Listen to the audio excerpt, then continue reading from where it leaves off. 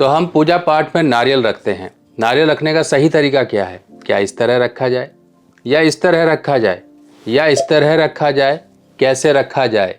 यही सबसे बड़ी एक जानकारी है। आपको ये नहीं पता है कि नारियल की गलत दिशा होने में हमारे जीवन में किस किस तरह की परेशानियां आती हैं, और जो हमारा पूजा का फल है, जो हम इतनी श्रद्धावान होकर करते हैं, उसका भी हमें फल नहीं प्राप्त होता है। तो आज हम समझेंगे उन दिशाओं के बारे में या उन गलतियों के बारे में जो हम पूजा पाठ के समय नारियल रखते समय करते हैं। नमस्कार दोस्तों, मैं सुभाष शर्मा चंडीगढ़ से धर्म ज्ञान में आपका स्वागत है। तो दोस्तों, जैसा कि हम जानते हैं, पूजा पाठ, अगर हम कलश देवता की बात करें तो बिना कलश और बिना नारियल के कहीं ना कहीं अधूरी होती है। पूजा पाठ में न जाने कितनी कितनी तरह की विभिन्न सामग्रियां, आयुर्वेदिक चीज़ें तक इस्तेमाल की जाती हैं। हर एक वस्तु का कहीं ना कहीं उपयोग हमारे ग्रहों से संबंधित है और हमारे जीवन में शुद्धता और निर्मलता प्रदान करने का ये काम करते हैं। जो हम पूजा पाठ करते हैं उसका आशीर्वाद हमको प्राप्त होता है। जो हम जिस दिल और जिस भाव से वो पूजा करते हैं, वो भाव हमारा पूर्ण होता है। अब क्या होता है कि देखो, जल्दबाजी में ये चीज़ें कहीं ना कहीं हमसे छूट जाती हैं, और कई बार तो क्या करते हैं लोग, नारियल को या तो ऐसे ही पटड़े पर रख देते हैं, कलश को स्थापित नहीं करते हैं। कलश का स्थापना होना बहुत ज़रूरी है। अब देखिए, नवरात्रि आ रहे हैं, माँ भगवती का आप पूजन करोगे, माँ देवी का पूजन करोगे, तो उस समय पे कलश की स्थापना होगी। अब इसके लिए मैं एक अलग से वीडियो बना दूंगा, पर आपको मैं फ़िलहाल जानकारी देता हूँ। कलश की स्थापना बहुत ज़रूरी है, और कलश को जिसमें जल भरोगे वो खाली नहीं होना चाहिए। उसमें बहुत सी वस्तुएं डलती हैं। अगर आपके पास नहीं है तो जौ डाल लीजिए, नहीं तो पवित्री वगैरह डाल सकते हैं। इतना ज़रूर करिए, एक सिक्का डाल लीजिए, इतना ही बहुत है अगर नहीं कुछ कर पाते हो, वरना विधि तो बहुत कुछ है। अब यहाँ पर वरुण देवता को आपने स्थापित कर दिया। अब इसके ऊपर जो आप आम के पत्ते लगाएंगे वो आम के पत्ते हो गए। अब उसके बाद बात आती है नारियल की। कई बार लोग नारियल को ऐसे ही रख देते हैं। यहाँ पे देखिए, ये मैंने कलावा बांधा हुआ है। कलावा आप बांधेंगे या फिर आप इसके ऊपर चुनरी बांधेंगे, क्योंकि माता का पूजन है तो चुनरी बंधेगी। अब नारियल को कई बार लोग ऐसे रख देते हैं, ये भी गलत है। क्यों गलत है? अब देखिए, नारियल में आपको दो चीज़ें दिखाई देंगी। अगर आप नारियल को छीलते हैं तो यहाँ पर आपको 3 आइज़ यानी कि 3 आँख दिखाई देती हैं। ये होता है नारियल का अग्रभाग। ये देखिए, नारियल को आप इस तरह देखेंगे तो ये जो गुच्छा होता है ऊपर को, जो सारी जो इसके जो जटाएं हैं, जो सब ऊपर को जा रही हैं ना, तो यहीं पर जाकर वो 3 आँखें होती हैं। अब ये आँख वाला हिस्सा आपको ध्यान रखना है। आप इस तरह भी पहचान सकते हो, नीचे से तो चोटी होती है और यहाँ पर इसकी आँखें होती हैं। अब ये आँखों वाला हिस्सा ही है मेन, यही आपकी पूजा पाठ के लिए ज़रूरी है। अब ये नारियल आप अगर मान लीजिए जो आँख वाला हिस्सा है, ये आप ऐसे ऊपर की तरफ कर देते हो, तो हमारे शास्त्र इसमें क्या कहते हैं, बहु रोग वृद्धि, यानी कि अगर आप ये जो ऊपर का अग्रभाग है, आँखों वाला हिस्सा है, ये ऊपर की तरफ कर देते हो, आसमान की तरफ, ये आसमान की तरफ ऐसे होगा अगर आप लोटे में इस तरह रखेंगे तो ये बहुत से रोग, परेशानियाँ, व्याधियाँ, दुख परिवार में लेकर आता है। आप पूजा पाठ तो किसी और के लिए कर रहे हो, किसी और कामना के लिए कर रहे हो, पर इनडायरेक्टली कहीं ना कहीं ये परेशानी इस तरह से आएगी। अब यही अगर आँख, ये जो ऊपर का हिस्सा होता है, अगर यही इसको आप ऐसे डाउन करके रख दोगे, चोटी का हिस्सा ऊपर हो जाएगा, तब ऐसे केस में क्या होगा? ऐसे केस में शत्रु बढ़ेंगे, और यहाँ तक जो शास्त्रों में ये वर्णित है, अधोमुखम शत्रु विवर्धनाय। तो अब इस तरह से आप समझ लीजिए कि ये अधोमुख होता है, यानी कि मुख ये डाउन की तरफ चला गया, यानी कि सब कुछ ये आइज से लेना देना है, जो आंखें होती हैं। अगर ये डाउन चला गया तो कहीं ना कहीं आपके शत्रुओं को बढ़ाएगा, आपके लड़ाई झगड़े बढ़ाएगा। आप हमेशा बेमतलब के कोर्ट कचहरी अदालती झंझटों में फंसे रहोगे। पूजा पाठ भी करते हैं कई लोग या करवाते हैं, तो इसका मनोकामना से करवाते हैं तो उनके झंझट सुधर जाएं, पर कहीं ना कहीं ये गलती भी उनकी उस कामना को कहीं ना कहीं विफल कर देती है। अब देखिए, अब ये तीसरी डायरेक्शन मैं आपको बता रहा हूँ। तीसरी डायरेक्शन क्या होती है? हम जब भी पूजा पाठ करते हैं, कोई शुद्धिकरण, पूजन इत्यादि घर में करवाते हैं, तो हमारा जो मुख होता है वो उत्तर या उत्तर पूर्व की तरफ होता है। अब ये आँखें, अगर आप इन आँखों को भी इस तरह से कलश पर रख के उत्तर पूर्व की तरह या उत्तर की तरफ या जिस भी दिशा में आप बैठ रहे हो उस तरफ को आपने कर दिया, यानी कि आपकी तरफ नहीं आ रही है, ये जा रही है दूसरी तरफ, तब ऐसे केस में क्या होगा? ऐसे केस में ये आपके धन को नुकसान पहुंचाएगा। धन के नुकसान, आपके जीवन में कड़की बनी रहेगी। आप पैसा जोड़ने की कोशिश करोगे, पैसा जुड़ेगा नहीं, पैसा कहीं ना कहीं फालतू के कामों खर्च होगा। तो ये शास्त्रों में वर्णित है, प्रचि मुखम वित्त विनाशाय। तो इस तरह से कहीं ना कहीं आपके वित्तीय मामले, पैसों के मामलों को कहीं ना कहीं ये कमज़ोर करेगा। चलिए, अब हमने समझ ली कि खराब डायरेक्शंस क्या हैं। अब अच्छी डायरेक्शन क्या है?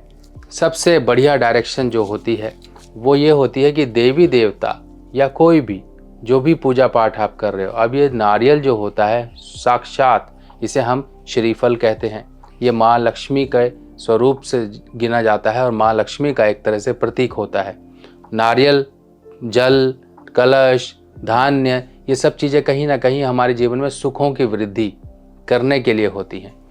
अब ये जो आइज़, ये जो 3 आँखों वाला हिस्सा होता है, 3 आँखें आपको मैं बता दिया कि इस तरह से आप पहचान सकते हो कि जिनको नहीं पता लग रहा है, ये एक हार्ड वाला हिस्सा होता है, इसे चोटी कहते हैं।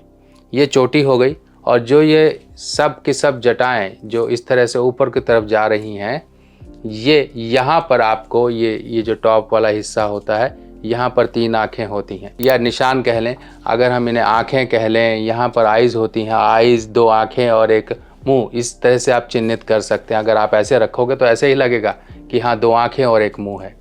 तो ये जो आँखें और मुंह वाला हिस्सा है, आप कलश में इस तरह से अपनी तरफ करके रखोगे कि जो साधक होता है, जो पूजा पाठ कर रहा है, उसकी तरफ वो आँखें रहें। अब क्यों उसकी तरफ आँखें रहें?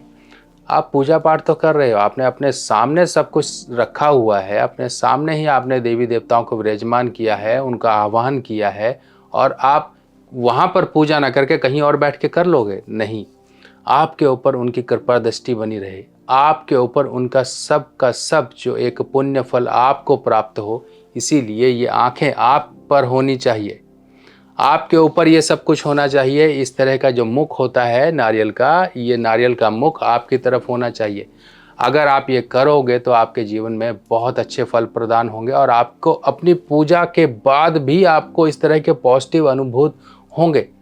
ऐसा एक आपको बहुत ही सकारात्मक विचारों का एक तरह से प्रभाव आपके जीवन में बढ़ेगा। आपको लगेगा कि हाँ, आपने कुछ किया है, और ऐसे पूजा पाठ करने से आपको बहुत ही जीवन में वृद्धि होगी। शास्त्रों में सही नारियल को रखने के लिए किस तरह से वर्णित है, ये लाइनें सुनिए जरा। शास्त्रों में यहाँ तक कहा गया है, दशमात शुभम सम्मुखम नारिकेलम।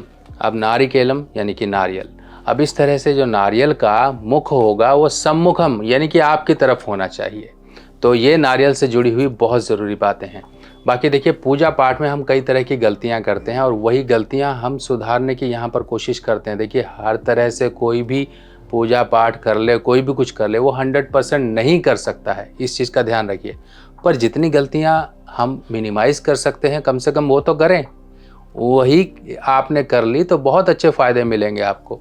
नहीं तो क्या होता है कि एक ऊपरी मन से पूजा की हुई तो मत ही करिए, इस तरह से बात हो जाती है। तो आप जब सब कुछ कर रहे हो, सच्चे मन से कर रहे हो, सब कुछ कर रहे हो, जैसे माँ शबरी ने श्री राम के लिए बेर भी चुने थे, तो वो भी चख के चुने थे कि खट्टा ना हो, कोई कड़वा ना हो, कसैला ना हो।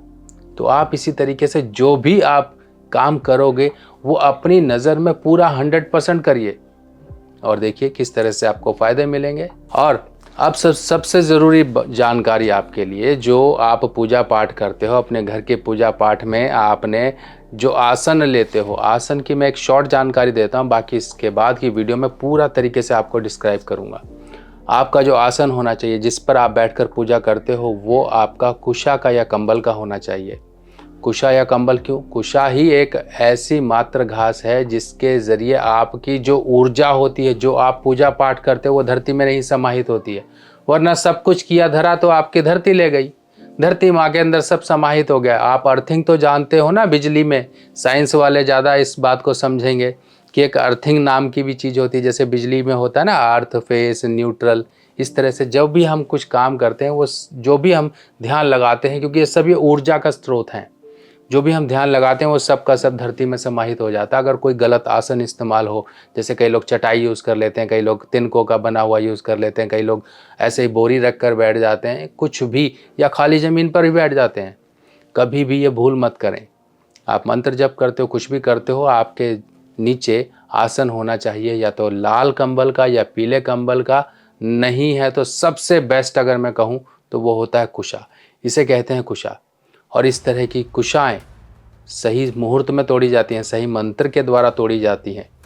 वैसे तो अमावस्या को आप तोड़ते हैं तो 1 महीना चलेगी, भादों की अमावस्या को आप कुशोत्पाटनी अमावस्या को अगर आप तोड़ते हैं तो पूरा वर्ष चलती है।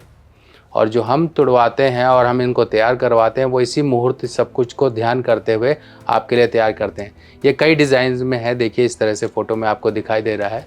और ये अगर आप मंगवाना चाहते हैं अपनी पूजा को, अपने ध्यान को, अपनी साधना को और मजबूती देना चाहते हो तो कुशा का आसन एक बार इस्तेमाल करके देखिए। पहले दिन से ही आपको अपने अंदर एक अलग ऊर्जा का एहसास होगा। अब आप ये कहोगे शर्मा जी आप बहुत यंग दिखते हो, तो कुछ ना कुछ तो अपनी जो इस्तेमाल की हुई चीज़ें मैं आपको बताता हूँ ना, तो आप भी इस्तेमाल करो, आप भी यंग दिखने शुरू हो जाओगे। आप लोगों की कृपा है, आप लोगों का आशीर्वाद है, ऊपर वाला मुझसे बुलवा रहा है, सब करवा रहा है, मैं आपके लिए कर रहा हूँ, वही एनर्जी दे रहा है। तो एनर्जी को जुटाना पड़ता है, सोचना बस ये सब करेंगे करेंगे, ऐसे करते करते कहीं ना कहीं समय व्यतीत होता जाता है। तो वो समय व्यतीत ना करें और कुशा के आसनों को मंगा के अपनी पूजाओं को करिए, देखिए कितना फ़ायदा होगा।